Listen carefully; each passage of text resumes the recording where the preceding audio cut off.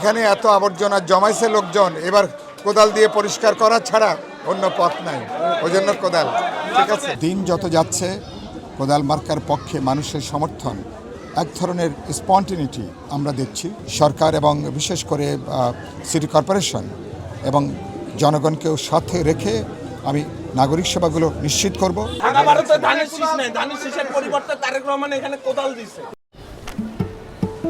কি বুকে বাংলাদেশ আর হাতে বিদেশি? এই যে হোয়াইট প্লাস প্রো সেনসিটিভ স্কয়ারের।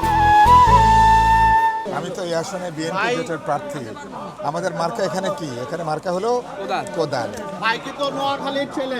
এবার এটাই বিএনপি জোটের মার্কা, এখানে কোদাল। এবার সবাই আমরা কোদালে ভোট দেব।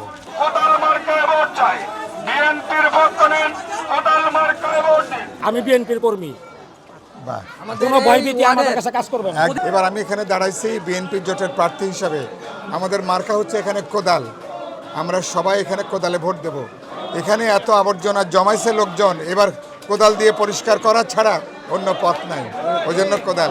ঠিক আছে, আপনারা দেখেছেন যে আমি 22 তারিখে আনুষ্ঠানিকভাবে ঢাকার 12 আসনে বিপ্লবী ওয়ার্কার্স পার্টি মনোনীত এবং বিএনপি জোটের সমর্থিত প্রার্থী হিসেবে কোদাল মার্কা নিয়ে আমি নির্বাচনী প্রচারণা শুরু করেছি।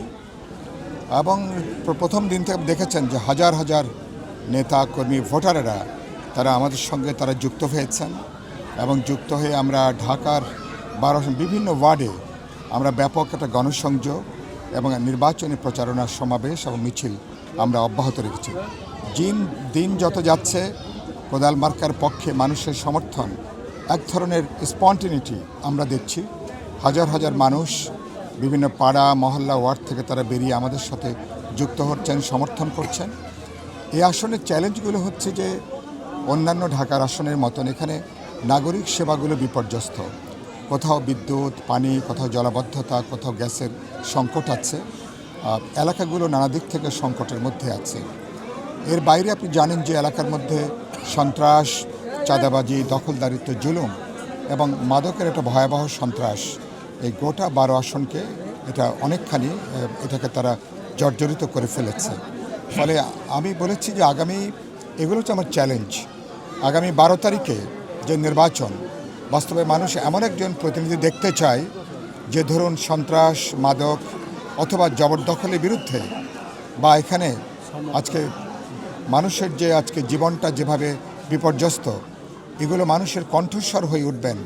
তো সেই জায়গার থেকে সম্ভবত কোদাল মার্কার প্রার্থী হিসাবে আমাকে মানুষের যে বিপুল ভালোবাসার সমর্থন প্রতিদিন সেটা বৃদ্ধি পাচ্ছে। আমি বিএনপির মূল দল, অঙ্গ সংগঠন, বিপ্লবী ওয়ার্কার্স পার্টি ছাড়াও এখানে বিভিন্ন নাগরিকদের সংগঠন, বিভিন্ন সামাজিক সংগঠন, তারাও কিন্তু আমার ক্যাম্পেইনে, তারা আমার গণসংযোগে বিপুলভাবে তারা অংশ নিচ্ছেন। সরকার এবং বিশেষ করে সিটি কর্পোরেশন এবং জনগণকেও সাথে রেখে আমি নাগরিক সেবাগুলো নিশ্চিত করব। জনগণের বিভিন্ন ধরনের সংকট আছে। মহাখালী থেকে কারওয়ান বাজার পর্যন্ত চাঁদাবাজদের সীমাহীন দৌরাত্ম্য মানুষের জীবনকে তারা অস্থির করে তুলেছে। জানমাল গুরুতরভাবে বিপন্ন, আপনারা জানেন। তো ফলে এগুলোর ক্ষেত্রে আমি মনে করি এটা কেন্দ্র করে একজন অপরাধী চক্র, কিশোর গ্যাং থেকে শুরু করে নানা অপরাধী চক্র এখানে গড়ে উঠেছে। ফলে এগুলো থেকে আমরা স্বস্তি চাই, মুক্তি চাই। একটা বাসযোগ্য ঢাকা মহানগর, ঢাকা 12কে একটা মডেল অঞ্চল হিসেবে আমি গড়ে তুলতে চাই। নির্বাচনে প্রতিদ্বন্দ্বী যারা আছেন তাদের জন্য আমার শুভেচ্ছা।